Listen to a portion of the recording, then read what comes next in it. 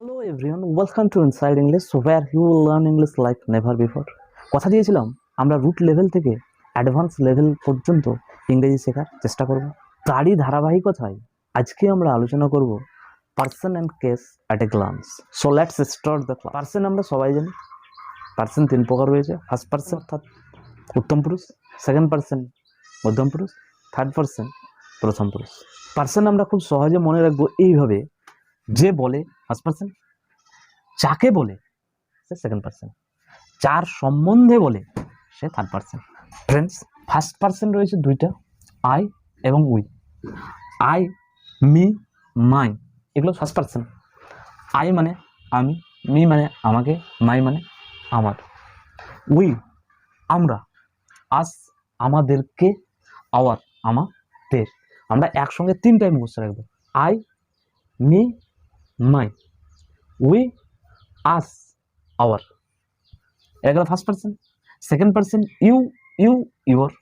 Third person he, সে, him তাকে, his তার, সি মানেও সে, হার তাকে, হার তার, ইট এটি, ইট এটিকে, ইটস এটির, দে তারা, দেম তাদেরকে, দেয়ার তাদের, হু কে, হুম কাকে, হুজ কার।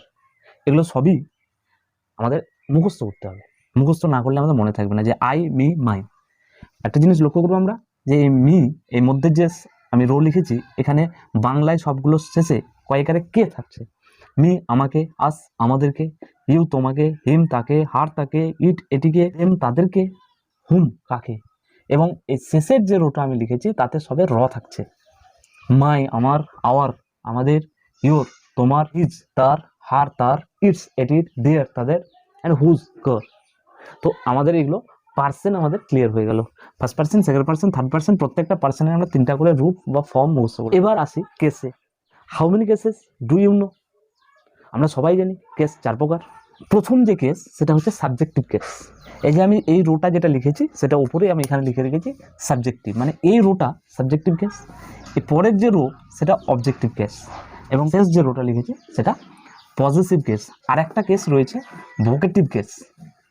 এই ভোকেটিভ কেস আমাদের খুব একটা কাজে লাগবে না, বা এটা আমি পরে অন্য কোনো ভিডিওতে ডিটেলসে আলোচনা করব ভোকেটিভ কেস। আজকে এই সম্বন্ধে আমি কোনো কিছু আলোচনা করছি না। আজকে আমাদের তিনটা কেস নিয়ে আলোচনা করব, সাবজেক্টিভ, অবজেক্টিভ অ্যান্ড পজিটিভ। এই তিনটা কেস ডিটেলসে আলোচনা করছি। এই যে ফার্স্ট রো লিখেছি এগুলো সব সাবজেক্ট হিসাবে ব্যবহৃত হয়, অর্থাৎ এরা বাক্যে সাবজেক্ট হিসাবে বসবে। এবং পরের যে রোটা লিখেছি মধ্যে, যেটা অবজেক্টিভ কেস, এরা সেন্টেন্সে অবজেক্ট হিসেবে ব্যবহৃত হবে। এবার প্রশ্ন হচ্ছে, শেষ যে রোটা আমি লিখেছি অর্থাৎ পজিটিভ কেস, এরা কি সাবজেক্ট হিসেবে ব্যবহৃত হবে না অবজেক্ট হিসেবে ব্যবহৃত হবে? এরা দুটোই হিসাবে ব্যবহৃত হবে। এরা সাবজেক্ট হিসেবে ব্যবহৃত হয় এবং অবজেক্ট হিসাবেও ব্যবহৃত হয়। তবে এরা একা একা কিছু হতে পারে না। একটু লক্ষ্য করলে দেখা যাবে এই পজিটিভ কেসের সবগুলোই শেষে র রয়েছে। এবার যদি আমি বলি আমার বই, আমার বই, তাহলে আমার ইংরেজি লিখবো মাই, অ্যান্ড বই ইংরেজি বুক। এই বুকটা হচ্ছে নাউন।